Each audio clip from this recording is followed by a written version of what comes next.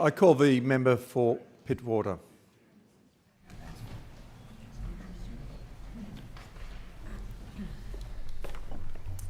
Mr Speaker, my question is for the Minister for Roads, representing the Minister for Transport. My constituents feel they're being taken for a ride, just not on a bendy bus. Despite being due to start returning last month, they're still not back, and 199 and 190X commuters continue to endure months of multiple daily cancellations.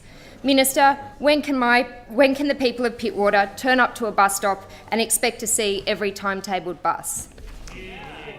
I call the Minister.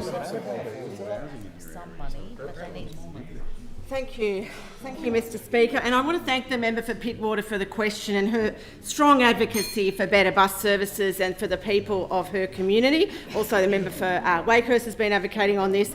But most of all, I really want to thank the people of your community for their patience in this and also for their use of public transport. Now, the former government left us seriously with a ticking time bomb on our fleet, which the New South Wales Bus Task Force uncovered, and our government has been working. Because we have to go back to the last articulated bus, or bendy bus as you call it, was procured in this state in 2011. There was no plan to go forward with this, no replacement plan. If members could come to order, please, all members. And so 12 long years, they're just happy to sit there. Now, as the member's well aware, the former Minister for Transport commenced an investigation in October last year into the structural cracking that was identified in the underframe and around the door frames of one of our Volvo articulated buses. And a result of those findings, 83 of them had to be removed from service as a safety precaution. And this couldn't have come at a worse time, because having to remove those 83 articulated buses at the same time we were transitioning from diesel to zero emissions, when those buses did not include a depot transition strategy under those opposite, so we couldn't even get those zero emission buses charged. So we had a perfect storm of stupidity in fleet management and maintenance from those opposite. Member for Northern Tablelands. Member for Northern Tablelands. The problems that we've been facing in this. Now, the return of this is a really complicated issue because it is complicated getting those chassis addressed. First, understanding what's causing the problem, and I know that we've been working through our bus engineering and maintenance teams very closely with Volvo, the original manufacturer, to investigate the root causes on this. We've got a permanent repair solution that was prepared in January. We've been doing testing. We don't want to have a situation where these buses fail in service.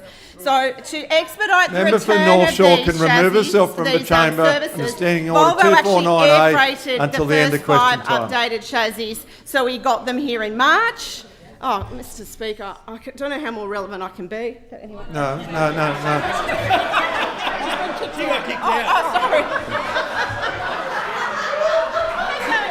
Sorry, yes, okay. Sorry, I'm just so used to it.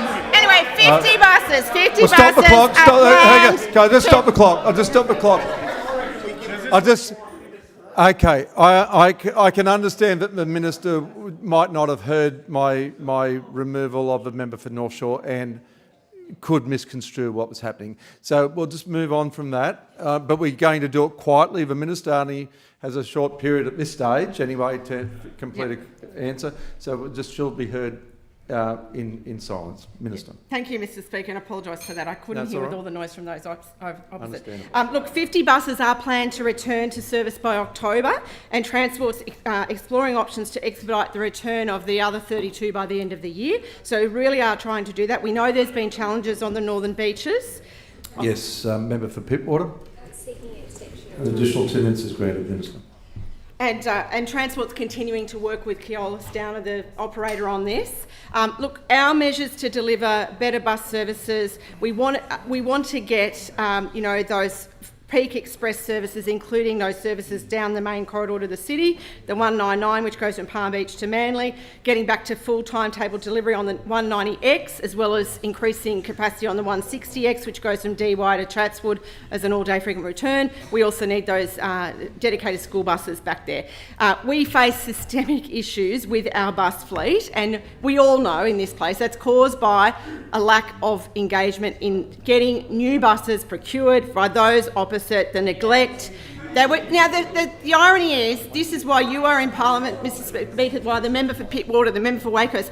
These are communities that were represented by those opposite for decades, and they did not do the work to ensure that they were kept safe on public transport. They need the high-capacity buses. The B-Line does a great work, but it also needs the support of the wider network. We've got a decade of coalition neglect. Now, I spoke in this place yesterday about the infrastructure blowouts in public transport and the trains and you know, the inability there, but it was across all modes of transport.